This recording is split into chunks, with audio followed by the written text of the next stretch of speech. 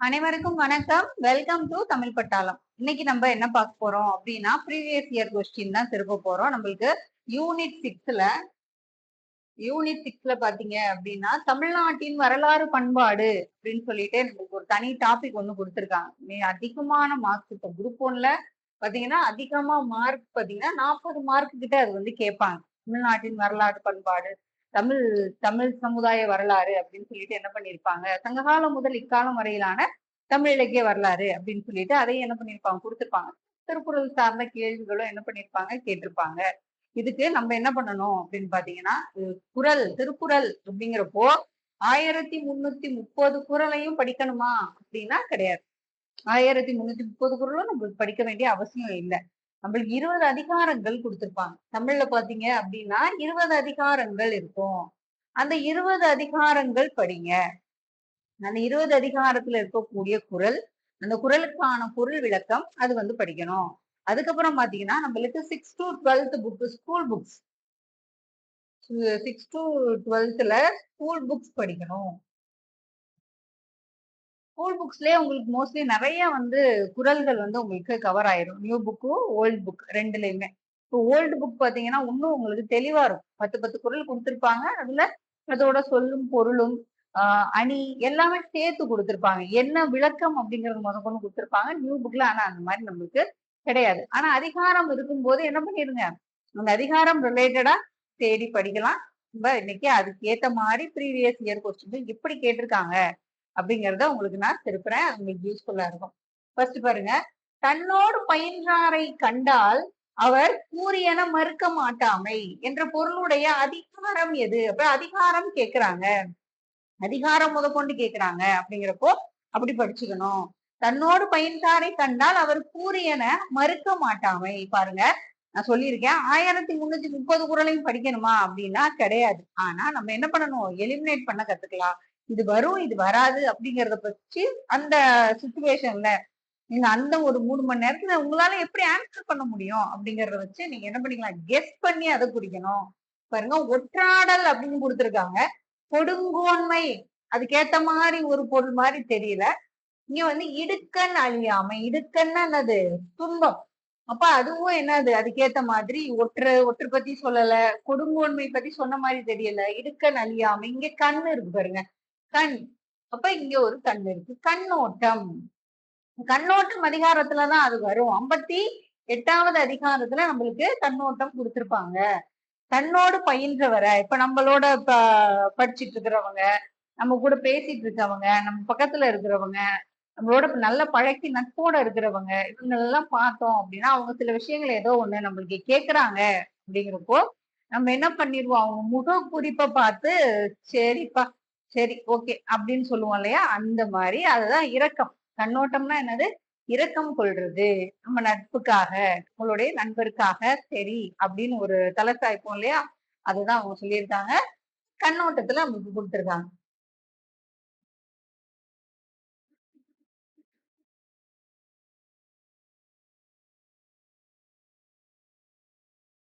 பாருங்க, ஒழுக்காரா கொள்க, ஒழுக்காரா கொள்க ஒருவன் தன் நெஞ்சத்து அழுக்காறு இல்லாத இயல்பு என்னும் குறளில் உள்ள அழுக்காறு என்பதன் பொருள் என்ன அப்படின்னு கேட்டிருக்காங்க. ஒழுக்காரா கொள்க ஒருவன், ஒழுக்கம் பத்தி சொல்லியிருக்காங்க. ஒருவன் தன் நெஞ்சத்துல அழுக்காறு இல்லாத இயல்பு அப்படின்னு சொல்லியிருக்காங்க. அப்ப அழுக்காராமைன்னே ஒரு அதிகாரம் கொடுத்து வச்சிருக்காரு திருவள்ளுவர். அழுக்காராமை, அழுக்காராமை 17வது அதிகாரம். இந்த அழுக்காராமை அப்படின்னா பொறாம இல்லாம இருக்கிறது அப்படின்னு சொல்லியிருப்பாங்க. அப்ப அழுக்காருன்னா என்ன அர்த்தம், பொறாம அப்படின்னு, பொறாம அப்படின்னு சொல்லிட்டு அர்த்தம். அழுக்காராமை அப்படின்றது என்னது, பொறாமை இல்லாம இருக்கணும். ஒருத்தர் தன்னோட நெஞ்சத்துல உண்மையா ஒரு ஒழுக்க நெறிய பின்பற்றாரு அப்படின்னா யாரு மேலையும் பொறாம இல்லாம இருக்கணும் அப்படிங்கறதுதான் திருவள்ளுவர் வந்து குறிப்பிட்டு சொல்லி இருக்கிறாரு. அதுதான் அந்த குறளுக்கான அர்த்தம். அழுக்காறு அப்படின்னா பொறாமை.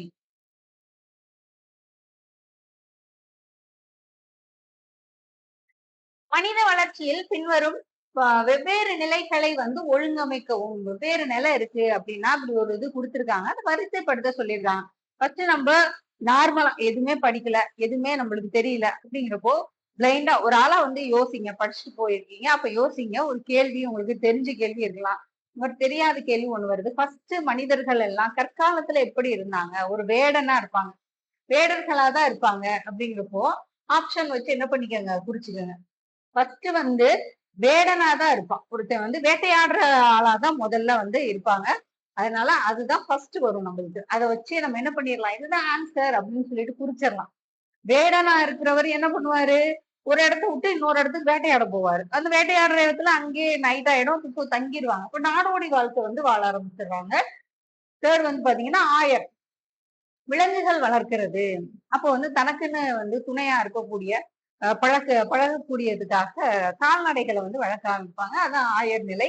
கடைசியில அங்க வந்து என்ன பண்ணுவாங்க? நீர் சார்ந்து ஓடை சார்ந்து, ஆறுகள் சார்ந்து பக்கத்துலதான் நாகரிகம் வந்து தோன்றி இருக்கு அப்படிங்கிறப்போ, அங்கதான் நம்ம அதுக்கேத்த மாதிரி விவசாயம் பண்ண முடியும் அப்படிங்கிறனால, ஃபைனலா விவசாயம் பண்ண ஸ்டார்ட் பண்ணிட்டாங்க அப்படின்னு சொல்லிட்டு, முதல் நிலைய வச்சு என்ன பண்ணிடலாம் நம்ம ஆன்சர் வந்து பண்ணிடலாம்.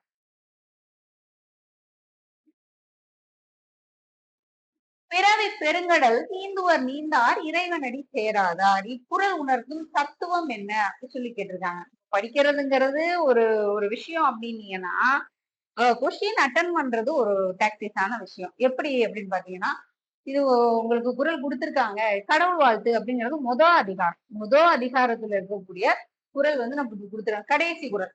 பிறவி பெருங்கடல் நீந்துவர் நீந்தார் இறைவனடி சேராதார். பிறவியாகிய பெருங்கடலை நீந்தணும் அப்படின்னா, இறைவனோட அடியை வந்து சேர்ந்து எப்பொழுதுமே அவர்தான் கதி அப்படின்னு சொல்லிட்டு இருக்கணும் அப்படின்னு சொல்லுவாங்க. இல்ல அப்படின்னா திரும்பவும் நம்ம என்ன பண்ணுவோம்? மக்களோட, மனிதர்களோட வாழ்ந்துட்டு திரும்பி இந்த கடல்ல வந்து நீந்திக்கிட்டே இருக்கிற மாதிரிதான் இறைவனடி சேர முடியாது அப்படிங்கிறத சொல்லியிருப்பாங்க. இறைவனடி சேராதார் அப்படிங்கிறது சரணடைஞ்சிருது. சரணாகதி தத்துவம் தான் இதுல பயன்படுத்தப்பட்டிருக்கும். என்ன தத்துவம் அப்படின்னு கேட்டிருக்காங்க. இது பாருங்க, இறைவன் அப்படிங்கிறப்போ இறைவனடி சேராதார் அப்படிங்கிறப்போ இது ரெண்டும் வராது. வராது இல்லையா? இது ரெண்டு வரும். ஆனா இது ரெண்டுல என்னது? சிவன் தத்துவம்னு சொல்லி கொடுத்திருக்காங்க. இறைவன் தான் இறைவனை தான் சொல்லியிருக்காங்களே தவிர எந்த இறைவன் அப்படின்னு சொல்லிட்டு நம்மளுக்கு வள்ளுவர் வந்து குறிப்பிட்டு சொல்லல. சரணாகதி தத்துவம்னா கரெக்டான பதிலா வரும்.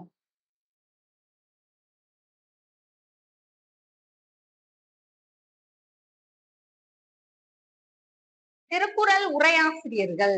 திருக்குறள் உரையாசிரியர்கள் தெரியும். திருக்குறள் பதின்மர் வந்து உரை எழுதியிருப்பாங்க. 10 பேர் உரை எழுதியிருக்காங்க அப்படிங்கிறப்போ அது வரிசையா தெரியும். தருமர், மணக்குடவர், தாமத்தர், பரிதி, பரிமேலழகர், திருமலையர், மல்லர், பரிபெருமாள், காளிங்கர் இவங்க எல்லாரும் என்ன பண்ணிருப்பாங்க? வரிசையா வந்து பரிமேலழகர் உரை சிறந்த உரையா பார்க்கப்படுது. ஃபர்ஸ்டா இருக்கிறவர் பாத்தீங்கன்னா தர்மர் வந்து இருப்பாரு. சோ அப்ப என்ன இருக்கு அப்படின்னா உரையாசிரியர்கள் கேட்டிருக்காங்க அப்படிங்கிறப்போ இது ஸ்கூல் புக்ஸ்ல உங்களுக்கு கொடுத்துருப்பாங்க. வரிசையாவே கொடுத்துருப்பாங்க. திருக்குறள் புக்ல போய் நான் தேடி எடுத்து படிக்கணுமா அப்படின்னா கிடையாது. இது நம்மளுக்கு பழைய புக்லயும் கொடுத்துருக்காங்க. புது புக்லயும் வரிசை முறைகள் நம்மளுக்கு கொடுத்துருக்காங்க. சரிங்களா? அப்ப பரிபெருமாள் இருப்பார். பரிபெருமாள் இருப்பாரு. தருமர் வந்து இருப்பாரு. 1, 2 மட்டும் தான் என்னது? சரியானது. 1, 2 மட்டும் தான் சரி. பாருங்க.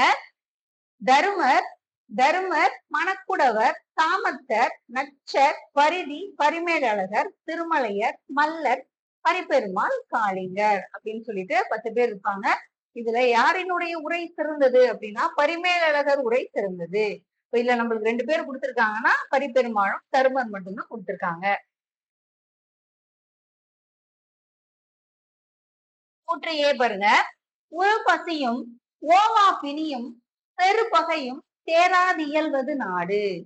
உருப்பசியும் அதிகாரம் பாத்தீங்கன்னா நாடு அப்படிங்கிற ஒரு அதிகாரம் 74வது அதிகாரம் கொடுத்திருக்காங்க.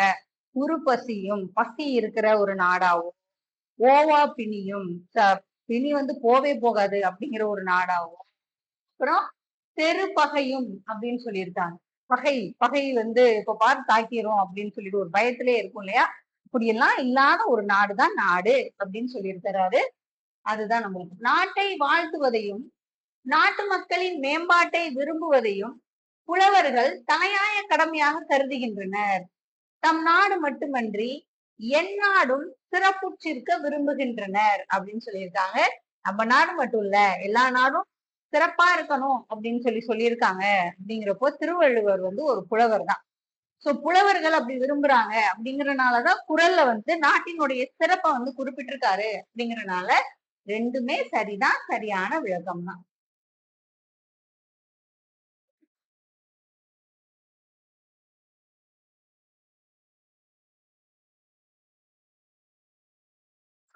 தொடரை கண்டறிக. திரு திருக்குறள் பத்தி தான் சொல்லியிருக்காங்க. வெவ்வேறு சமயத்தை சார்ந்தவர்களும் திருக்குறளை போற்றினார் இல்லை, போற்றல அப்படின்னு சொல்லியிருக்காங்க. வேற வேற சமயத்தை சார்ந்தவங்க திருக்குறளை போற்றல அப்படின்னு சொல்லியிருக்காங்க. அது சரியா தப்பா அப்படிங்கிறது நம்மளுக்கு தெரியும். திருக்குறள் வந்து உலக பொதுமுறையா போற்றப்படுது. எல்லாருமே தன்னுடைய மதத்தை சேர்ந்த ஒரு குறள் தான் திருக்குறள் அப்படின்னு சொல்ற அளவுக்கு எல்லாரோட மதமும் அந்த திருக்குறள் மேல இருக்கு அப்படின்னு சொல்லுவாங்க. அதாவது இந்த மதம் அப்படின்னு சொல்லிட்டு சொல்ல முடியாது. எல்லாருமே எங்களோடது அப்படின்னு சொல்ற அளவுக்கான பொதுவான நூல் அப்படின்னு சொல்லியிருக்காங்க. அதனால இது வந்து தப்பு. திருவள்ளுவர் தத்தம் சமயத்தை சார்ந்தவர் என்று சமயங்கள் சான்று காட்டின. அவ்வளவு தூரத்துக்கு சிறப்பா சொல்லியிருக்காரு. அவர் எங்களோ சமயத்தை சேர்ந்தவர், எங்க சமயத்தை சேர்ந்தவர்னு எல்லாருமே தத்தம் சமயத்தை சேர்ந்தவர் அப்படின்னு சொல்லிட்டு கொண்டாடுறாங்க. அறநெறியில் அழுத்தமான நம்பிக்கை அற்றவர் அப்படின்னு சொல்லி கொடுத்திருக்காங்க. நான் ஒரு கேள்வியை ரீட் பண்ணும் போதே சொல்லியிருக்கேன். அவங்க அந்த கேள்வியில ஏதாவது ஒரு ட்விஸ்ட் வச்சிருப்பாங்க. ஆமானா இல்லன்னு சொல்லியிருப்பாங்க. இல்லன்னா ஆமான்னு சொல்லியிருப்பாங்க. அந்த மாதிரி. இயர்ஸ வந்து மாத்தி குடுத்திருப்பாங்க. அந்த மாதிரி தான் நான் சொல்லியிருக்கேன். ஊர் பேர் இருந்துச்சுன்னா அந்த ஊர் பேரை மாத்தி குடுத்துருவாங்க. 2, 3 தடவை கொஸ்டின் வந்து நல்லா ரீட் பண்ணுங்க அப்படின்னு சொல்லியிருக்கேன். நம்பிக்கை அற்றவர் அப்படின்னு சொல்லியிருக்காங்க. அறம் சார்ந்த விஷயங்களை சொல்லக்கூடியதுதான் திருக்குறள். அறத்துப்பால், பொருட்பால் ஃபர்ஸ்ட் அறம் வந்து வச்சிடுறாரு. அறத்துப்பால் அப்படின்னு சொல்லியிருக்கிறாரு. இப்ப அதுலதான் 38 அதிகாரங்கள் வந்து நம்மளுக்கு குறிப்பிட்டு சொல்லியிருக்காரு இல்லையா? அறம் இல்லைன்னா எப்படி சொல்ல முடியும்? அதனால அறநெறியில அழுத்தமான நம்பிக்கை இருக்க போய் தான் அவர் வந்து அறத்துப்பால் அப்படின்னு சொல்லியிருக்காரு. அறம் சார்ந்த விஷயங்கள் நிறைய வந்து சொல்லியிருக்கிறாரு. உயர்ந்த குறிக்கோள் கொண்டு மனிதன் வாழ வேண்டும் அப்படின்னு சொல்றாரு. எப்பொழுதுமே உயர்ந்த குறிக்கோளோட இருக்கணும். திருக்குறளை படிங்க, திருக்குறளை படிங்க அப்படின்னு ஏன் சொல்றோம்? நம்ம மனசே டவுன் ஆகுறப்போ நம்ம என்ன பண்ணுவோம்? திருக்குறளை படிங்க. அருமை உடைத்தன் ரத்தவாமை வேண்டும், பெருமை முயற்சி தரும். விடாமுயற்சியோட என்ன பண்ணணும்?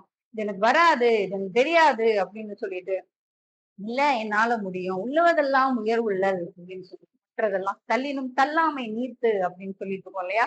அப்ப ஒரு மனுஷன் வந்து உயர்ந்த குறிக்கோளோட வாழணும் அப்படிங்கிறதுக்காக நிறைய குறள் வந்து சொல்லியிருக்காங்க. அது சரிதான். அப்ப இது சரி, இது சரி. எது எது சரி நம்மளுக்கு? 2ம் 4ம் சரி. 2ம் 4ம் வந்து நம்மளுக்கு சரியானது.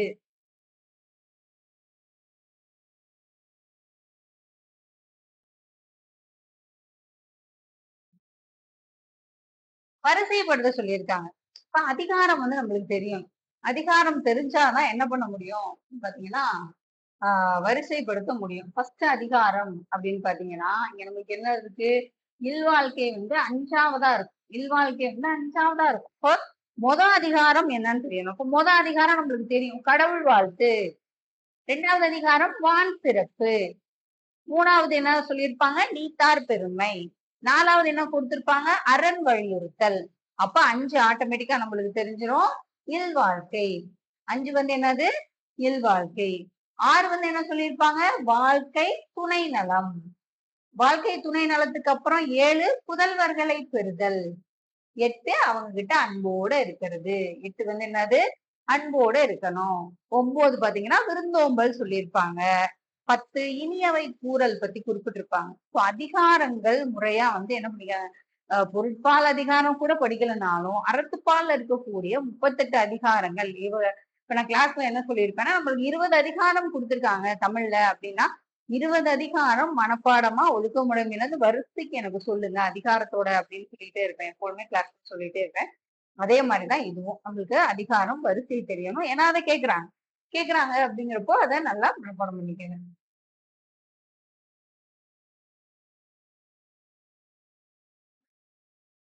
பகைவர்கள் புல்லார்க. பகைவர்கள் புல்லார்க அப்படின்னு சொல்லி குறிப்பிட்டிருக்காங்க. பாருங்க. பகைவர்கள் புல்லார்க அப்படின்னு என்னும் தொடர் இடம் பெற்றுள்ள நூல். ஒரு நாடு சந்தோஷமா இருக்கணும் அப்படின்னா பகைவர்களை வந்து அழிக்கிறதுல தப்பே இல்லை அப்படின்னு சொல்லியிருக்காங்க. பகைவர்கள் இல்லாம போட்டோம் அப்படின்றதுதான் அதனுடைய அர்த்தம். இது ஐங்குறு நூறுல கொடுத்திருப்பாங்க. வேட்கை பத்துல என்ன பண்ணிருப்பாங்க? சொல்லியிருப்பாங்க. மருதத்திணையில பாடியிருப்பாங்க. மருதத்திணையில பாடியிருப்பாங்க. வேட்கை பத்துல குறிப்பிட்டிருப்பாங்க. மருதம் பாடினவர் யாரு? ஓரம்போகியார். இப்ப குறிஞ்சி, முல்லை, மருதம், நெய்தல், பாலை அப்படிங்கிறப்போ நம்மளுக்கு குறிஞ்சி, முல்லை, மருதம், நெய்தல், பாலை ஆசிரியர் வந்து எனக்கு கீழே கமெண்ட் பண்ணுங்க.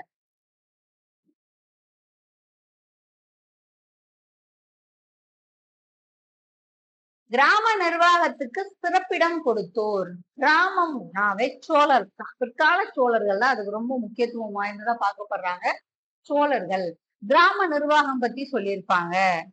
தேர்தல் முறை பத்தி அதுல வந்து சொல்லியிருப்பாங்க.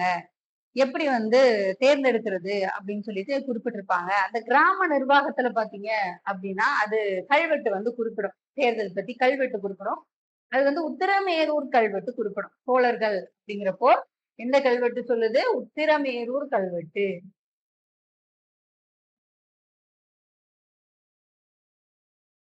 உத்திரமேரூர் கல்வெட்டு குறிப்பிடுது இல்லையா? அந்த உத்திரமேரூர் கல்வெட்டு எங்க இருக்கு? எந்த மன்னன் பத்தி குறிப்பிடுதுன்னு எனக்கு கமெண்ட் பண்ணுங்க. எங்க இருக்கு? எந்த மன்னன் பத்தி குறிப்பிடுறாங்க அப்படின்னு சொல்லிட்டு எனக்கு கமெண்ட் பண்ணுங்க. ஆன்சர் பாத்தீங்கன்னா கிராம நிர்வாகம் பத்தி சிறப்பிடம் கொடுத்தோர் வந்து சோழர்கள். புலவர்களில் புலவர்களில் கூற்று பாருங்க. புலவர்களில் சிலரே பரிசில் வாழ்க்கையை மேற்கொண்டிருந்தனர். பரிசில் வாழ்க்கை.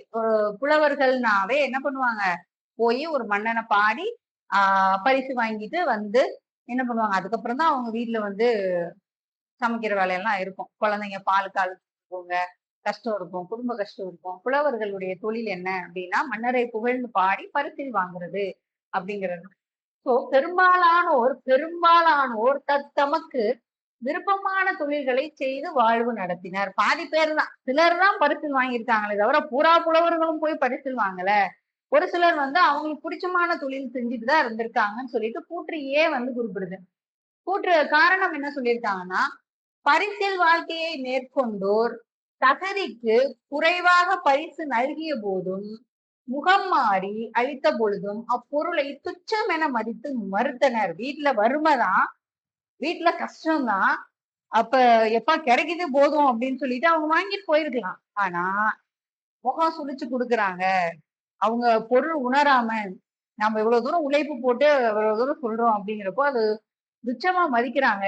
மன்னர் வந்து அதை வந்து கண்டுக்கவே மாட்டேங்கிறாரு அப்படிங்கிறப்போ எனக்கு அப்படிப்பட்ட பரிசே வேணாம் அப்படின்னு சொல்லிட்டு துச்சமா மதிச்சுட்டு போயிருவாங்க அப்படின்னு சொல்லியிருக்காங்க. அது சரியானதுதான். ஆனா பரிசில் வாங்கினவங்களை பத்தி மட்டும்தான் சொல்லியிருக்காங்களே தவிர விருப்பமான தொழில் செஞ்சிருக்காங்க இல்லையா நிறைய பேரு, அவங்கள பத்தி ஏன் இதுல குறிப்பிடல? அவங்கள பத்தி சொல்லியிருக்கணும்ல. இவங்கள பத்தி சொல்லியிருந்தா இவங்கள பத்தியும் சொல்லியிருக்கணும். இது ரெண்டுமே சரிதான். ஆனா இதுக்கான விளக்கமா இதை மட்டும்தான் கொடுத்திருக்காங்களே தவிர இதை கொடுக்கல அப்படிங்கறதுனால அது வந்து நாட் கரெக்ட் ஆகி போயிடுச்சு. சரிங்களா? இது வந்து இது சரி, இது சரி. ஆனா இதுக்கான விளக்கம் இது கிடையாது அப்படிங்கறதுதான்.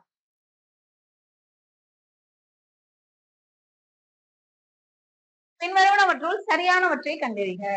அசோகர் எழுத்து பொறிகள் மைசூர் பிராந்தியத்தில் பிரம்மகிரியில் கிடைக்கிறது. யாருடையது? அசோகர் எழுத்து அப்படிங்கிறது மைசூர்ல இருக்கக்கூடிய நாடுல பிரம்மகிரியில கிடைக்குது அப்படிங்கிறது சரியானதுதான். சின்னமனூர் செப்பேடு தலையாலங்கானத்து செருவென்ற பாண்டிய நெடுஞ்செழியனை பத்தி குறிப்பிடுது. சின்னமனூர் செப்பேடு யாரை பத்தி குறிப்பிடுது? பாண்டியர்களை பத்தி குறிப்பிடுது. பாண்டிய நெடுஞ்செழியனை பத்தி சொல்லுது அப்படிங்கிறது சரியானதுதான். தி. ஆ. கோபிநாத நாயர் பதிப்பித்த திருக்கோவிலூர் எழுத்துப்பொறி ஔவை உயிர் துறந்ததை வந்து குறிப்பிடுது. ஔவை உயிர் துறந்ததை பத்தி சொல்லியிருக்க மாட்டாங்க. யார் உயிர் துறந்ததுன்னா கபிலர். கபிலர் வந்து பெண்ணை ஆற்றங்கரையில் வடக்கிருந்து உயிர் துறந்த செய்தியை தான் அது வந்து குறிப்பிடுது. கபிலர் வந்து பெண்ணை ஆற்றங்கரையில் உயிர் துறந்த செய்தியை வந்து அது குறிப்பிடும்.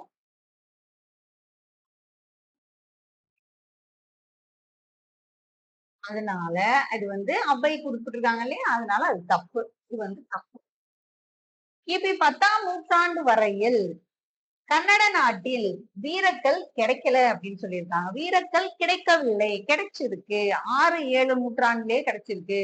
ஆனா அவங்க 10 வரைக்கும் கிடைக்கல அப்படின்னு சொல்லியிருக்கனால அது வந்து தப்பு. நம்மளுக்கு சரியானது தானே கேட்டிருக்காங்க. சரியானது ஆப்ஷன் கொடுத்திருக்காங்களா? 1, 2 வந்து சரியானது.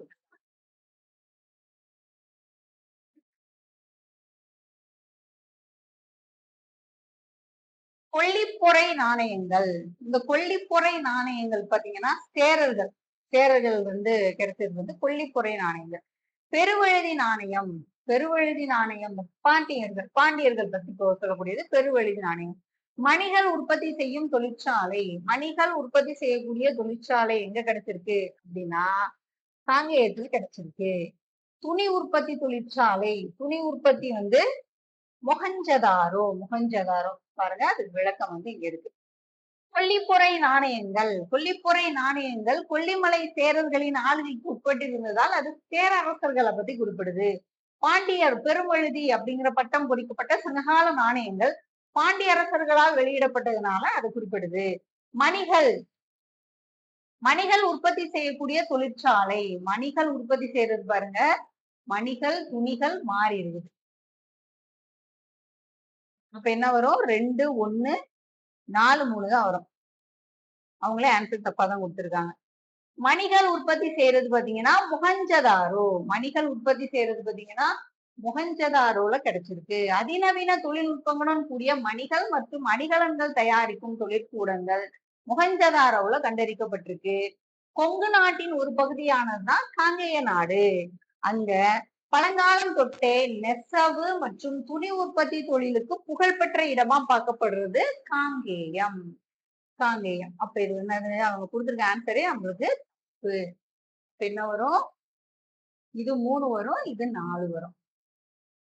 2, 1, 2, 1, 4, 3 எதுல இருக்கு? இங்கதான் இருக்கு. சி தான் வந்து இது சரியான.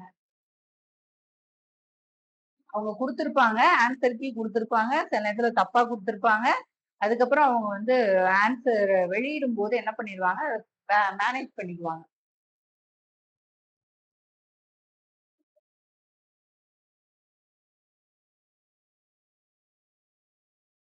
இது 3, இது 4. துணி வந்து காங்கேயம். கேரளம். கேரளம் எர்ணாகுளத்தில் உள்ள பட்டினம் கிராமத்தில் நடத்தப்பட்ட தொல்லியல் அகழ்வாராய்ச்சி தொடக்க கால ரோமானிய வணிகத்துக்கு வந்து தொடர்பு இருக்குது. ரோமானிய வணிக பொருட்கள் வந்து கிடைச்சிருக்கும். சங்க கால பேரரசுகளின் துறைமுக நகரமான முசிறியினுடைய ஒரு பகுதியான பட்டணம் இருந்தது என்பதை அகழ்வாராய்ச்சி நிரூபிக்கிறது அப்படின்னு சொல்லியிருக்காங்க. இந்த துறைமுக நகரம் முசிறி, பட்டினம், கேரளம், எர்ணாகுளம் எல்லாமே வந்து சரியானது. 2ம் சரி, சரியான விளக்கம்.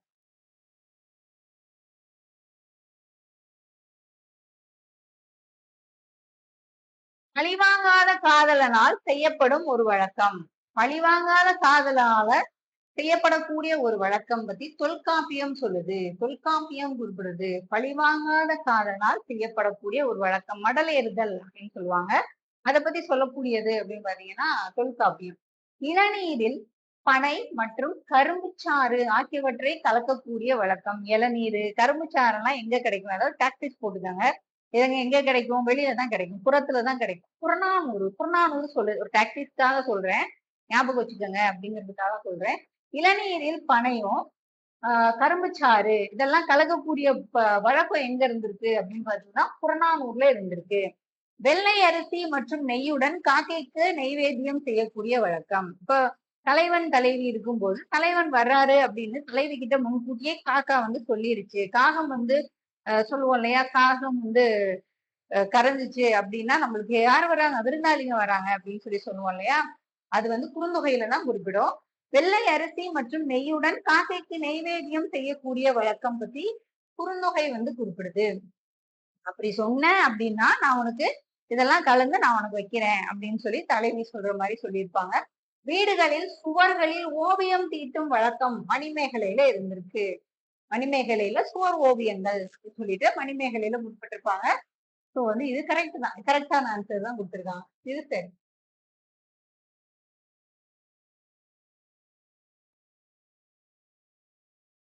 பின்வருவனவற்றுள் எந்த குறள் செய் நன்றி அறிதல், செய் நன்றி அறிதல் அதிகாரத்தை சார்ந்தது, செய் நன்றி அறிதல் அதிகாரத்தை சார்ந்தது அப்படி சொல்லியிருக்காங்க.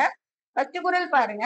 ஒருமையுள் ஆமை போல் ஐந்தடக்கல் ஆற்றின் எழுமையும் ஏமாப்பு உடைத்து. ஒரு ஆமையானது தன்னுடைய உறுப்புகளையும் தலையையும் என்ன பண்ணும் அப்படின்னா அது துன்பம் வர்றப்போ அப்படியே சல்லுன்னு அது உடம்புக்குள்ள வந்து இழுத்துக்கும், பாதுகாத்துக்கும். அந்த மாதிரி ஒரு மனிதன் எப்படி இருக்கணும் அப்படின்னா தன்னுடைய ஐம்பொறிகளையும் ஐந்தடக்கல் ஆற்றின் 5 புலன்களையும் அடக்கி ஆளக்கூடியவங்க பாத்தீங்கன்னா இந்த பிறவியில 7 பிறவியிலையும் அவங்க என்ன பண்ணுவாங்க, ஏமாப்பு, பாதுகாப்பு கிடைக்கும் அப்படின்னு சொல்லியிருக்காங்க.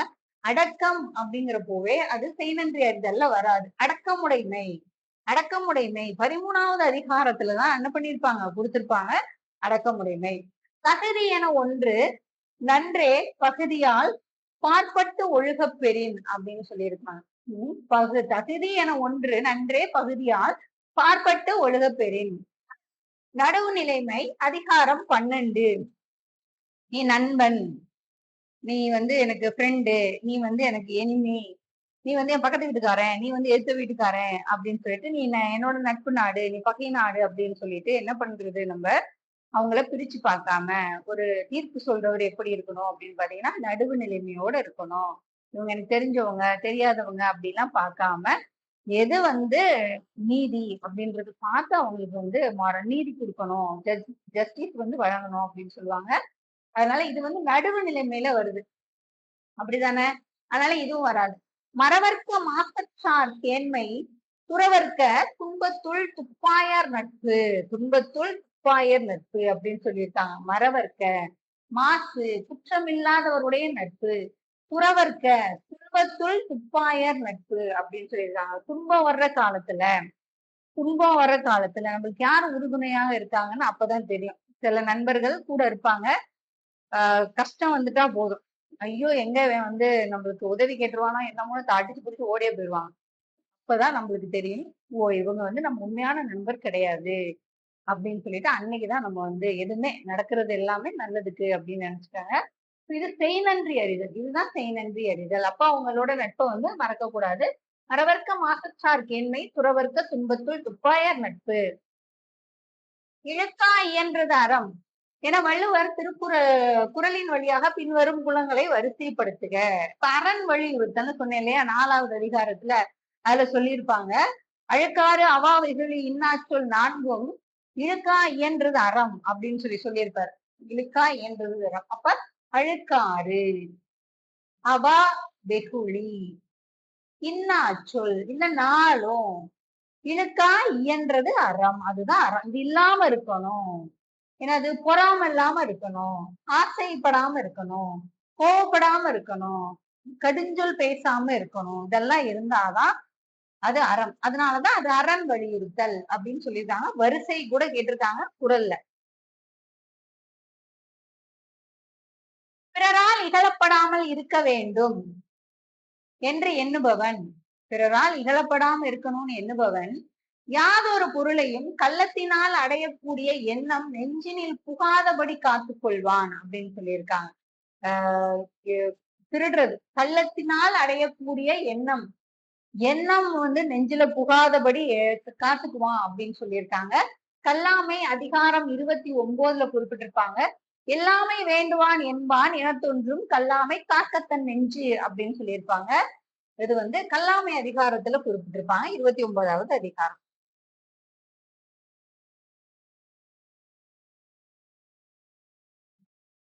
தொடக்கு தொடக்கு எது பாருங்க 3 4 தான் சரி. 3 4 ரெண்டும் இன்கரெக்ட் சொல்லிட்டாங்க. தொடக்கு அப்படிங்கிற பத்தி இதெல்லாம் என்ன அப்படின்னு பாத்தீங்கன்னா சிலப்பதிகாரத்துல சொல்லியிருக்காங்க. இதெல்லாம் பத்தி சிலப்பதிகாரத்துல சொல்லியிருக்காங்க. அடைக்கல காதை அப்படின்னு சொல்லிட்டு அந்த காதையில என்ன பண்ணிருக்காங்க அப்படின்னா இந்த மதில்ல ஏறி போய் பகைவர்கள் வந்து அந்த கோட்டையை தாக்குறாங்க அப்படின்னா அந்த கோட்டையை வந்து பாதுகாக்கிறதுக்காக சில விஷயங்கள் பண்ணி வச்சிருப்பாங்க இல்லையா, அதுதான் இதெல்லாம் சொல்றாங்க. தொடக்கு அப்படிங்கிறது கழுத்தில் பூட்டி இருக்கக்கூடிய சங்கிலி. ஏறி வந்தாங்கன்னா டக்குன்னு கழுத்தை புடிச்சு அதை வந்து அவங்கள லாக் போடுறதுக்காக தொடக்கு வந்து கொண்டு வந்திருக்காங்க. ஆண்டலை அடுப்பு அப்படிங்கிறது எப்படி இருக்கும் அப்படின்னா ஒரு நெருப்பு மாதிரி இருக்கும். சேவல் வடிவத்துல இருக்கும் அப்படின்னு சொல்லியிருக்காங்க. அவங்கள வந்து எரிக்கக்கூடியது அப்படின்னு. அயவித்துலாம் அயவித்துலாம் அப்படிங்கிறது என்ன அப்படின்னா தலைய என்ன சொல்றது, தலைய வந்து நெரிச்சு திருகும், தலைய வந்து நெரிச்சு திருகக்கூடிய பெரிய கற்களை வீசக்கூடிய ஒரு துலாக்கோல் தான் அயவித்துலாம் அப்படின்னு சொல்லியிருக்காங்க. எரிசிரல் அப்படிங்கிறது கண்ணை கொத்தக்கூடிய ஒரு ஆயுதம், எரிசிரல் அப்படின்னு சொல்றாங்க. இல்லாட்டி சென்றிதழ் சென்றி திரள் அப்படின்னு சொல்றாங்க. சென்றி திரள் அப்படிங்கிறது பகைவர்களை கண்ணை வந்து கொத்தி துளைக்கக்கூடிய போய் அவ்வளோ சொல்லுவாங்க இல்லையா, இவ்வளோ ட்ராப் உருவாக்கி வச்சுட்டு போயிருக்காங்க அப்படிங்கிற மாதிரி அந்த கோட்டையை தாண்டணும் அப்படின்னாவே இவ்வளோ விஷயங்கள இதெல்லாம் தப்பிச்சுதான் அந்த கோட்டைக்குள்ள குதிக்கணும் அப்படிங்கிற மாதிரி சிலைப்பதிகாரத்துல அடைக்கல காதையில என்ன பண்ணியிருக்காங்க குறிப்பிட்டு சொல்லியிருக்காங்க.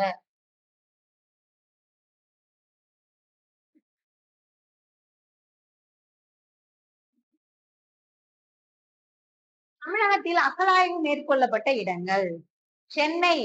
சென்னை பாத்தீங்கன்னா பல்லாவரம். சென்னை பல்லாவரம் 1863ல ராபர்ட் ப்ரூஸ் ப்ரூட் அப்படிங்கிறவர் தான் முதல்ல பழைய கற்கால கருவிகள் கண்டுபிடிக்கப்பட்ட பல்லாவரத்தை வந்து கண்டுபிடிச்சிருப்பாரு. தஞ்சாவூர். தஞ்சாவூர் பாத்தீங்கன்னா கம்பர்மேடு. தஞ்சாவூர் கம்பர்மேடு மயிலாடுதுறை மாவட்டம். இங்க பாத்தீங்கன்னா கவி சக்கரவர்த்தி கம்பர் வாழ்ந்த இடமாக கருதப்படுறதுனால இது கம்பர்மேடு அப்படின்னு சொல்லிட்டு அதை குறிப்பிடுறாங்க. தர்மபுரி. தர்மபுரி பாத்தீங்கன்னா மல்லபாடி. மல்லபாடி இது முதல் பாறை ஓவியம் கிடைச்சிருக்கக்கூடியது 1978ல தர்மபுரி கிருஷ்ணகிரி மாவட்டத்தை சேர்ந்த மல்லபாடி பகுதியில வந்து முதல் பாறை ஓவியங்கள் கண்டுபிடிக்கப்பட்டது 1978. ஈரோடு. ஈரோடு பாத்தீங்கன்னா கொடுமணல். ஈரோடு கொடுமணல் நொய்யல் ஆற்றல் கரையில். நொய்யல் ஆற்றங்கரையில் கொடுமணல் பாத்தீங்கன்னா இரும்பு உப்பளங்கள் நெசவு தொழில்கள் சர்வதேச வர்த்தக மையமாக விளங்கிய ஒரு வரலாற்று சிறப்பு மிக்க இடமா இந்த இது வந்து பார்க்கப்படுது. இன்னைக்கு வந்து ப்ரீவியஸ் இயர் கொஸ்டின்ல யூனிட் 6 வந்து எப்படி எல்லாம் நம்மளுக்கு கேள்விகள் வந்து கேட்டிருக்காங்க. ஸோ இனிமே நம்ம படிக்கும்போது அதை எந்த இடத்துல நம்ம வந்து கொஞ்சம் அழுத்தம் கொடுத்து படிக்கணும், எப்படி படிக்கணும் அப்படிங்கிறத புரிஞ்சு வந்து படிக்கணும். ப்ளஸ் வந்து டெஸ்ட் வந்து என்ன பண்ணிக்கணும், அட்டன் பண்ணணும். அப்பதான் நம்ம என்ன தப்பு பண்றோம் அப்படிங்கறது வந்து நமக்கு ஒரு ஆள் வந்து சொல்லணும். நீங்க இது தப்பு பண்ணியிருக்கீங்க, இவ்வளவு மார்க்ஸ் எடுத்திருக்கீங்க, இதுக்கு மேல என்ன பண்ணணும், கொஞ்சம் இம்ப்ரூவ்மெண்ட் கொடுக்கணும் அப்படின்னு சொல்லணும். அந்த மாதிரி என்ன பண்ணீங்க, டெஸ்ட் வந்து அட்டன் பண்ணி மார்க் வந்து சொல்லுங்க. எனக்கு வந்து கமெண்ட் பண்ணிடுங்க. கமெண்ட் பண்ணிடுங்க. ஒரு கொஸ்டின் கேட்குறேன் அப்படின்னா அந்த கொஸ்டின்ஸ்க்கான கமெண்ட் வந்து சொல்லிடுங்க. உங்களுக்கு யூஸ்ஃபுல்லா இருக்கும். நெக்ஸ்ட் அடுத்த ஒரு வீடியோல பார்க்கலாம். தேங்க்யூ.